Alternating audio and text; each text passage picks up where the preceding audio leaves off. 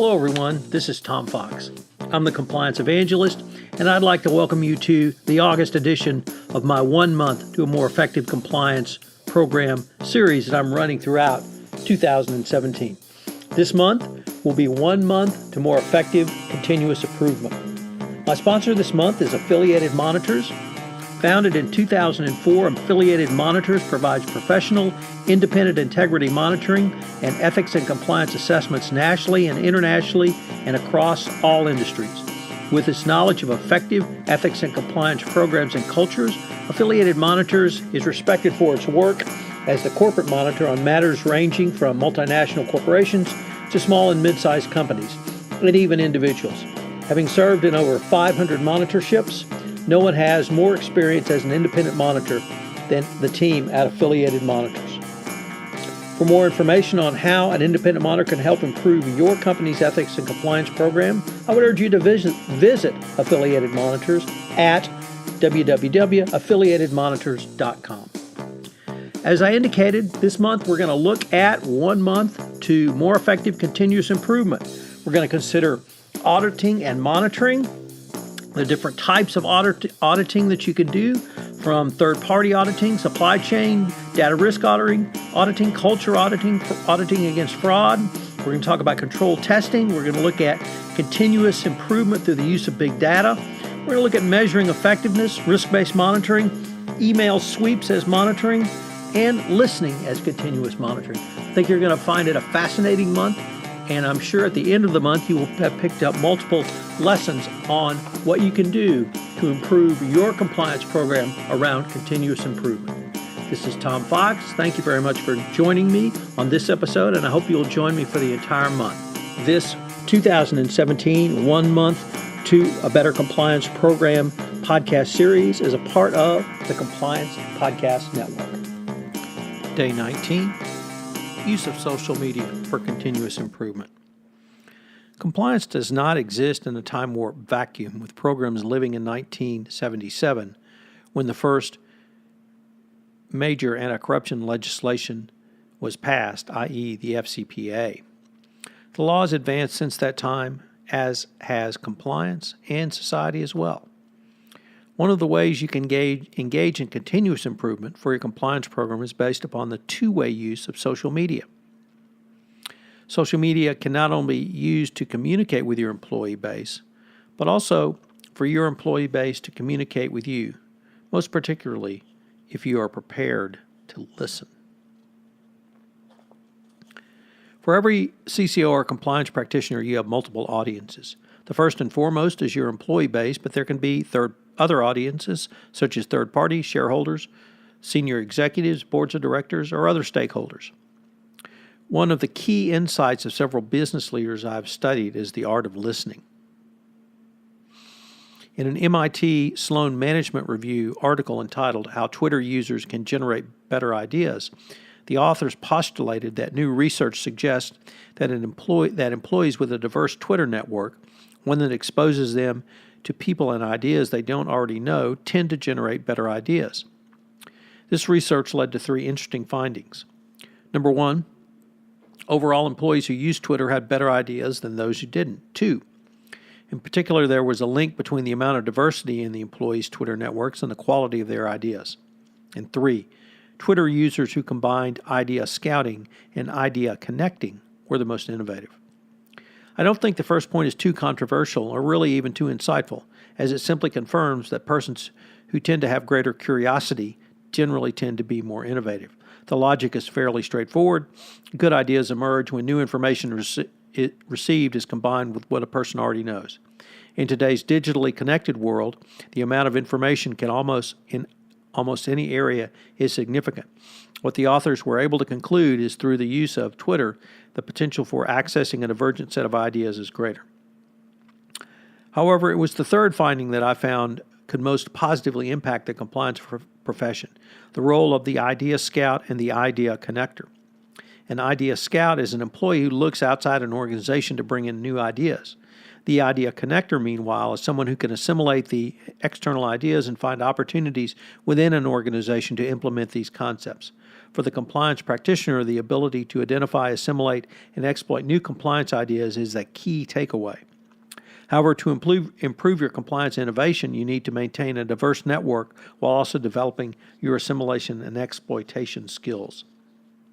Moreover, for the compliance practitioner, Twitter can be described as a gateway to solution options and a way to obtain different perspectives and to challenge one's current thinking. Interestingly, it's not the number of people you follow on Twitter that matters, it's the diversity within your Twitter network.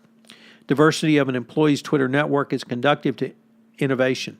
Typically, an idea scout will identify external ideas from experts' resources on Twitter. Clearly, the compliance practitioner can take advantage of experts with anti-corruption compliance within the anti-corruption compliance field, particularly as there is a rich source of information outside this arena. An interesting approach is the breadcrumb approach to finding innovation leaders and thought provokers. It entails a period of listening to colleagues and industry leaders who are on Twitter, including what they are tweeting about, who they are following and replying on the platform, and who is retweeting them. So, with most good leaderships, the first key is to listen. Equally important to this idea scout is the idea connector, who is putting together disparate strands from Twitter's 140 character tweets together. For the compliance function, this will be someone who identifies compliance as best practices or other information from Twitter ideas, then can put them together and direct the information to relevant company stakeholders.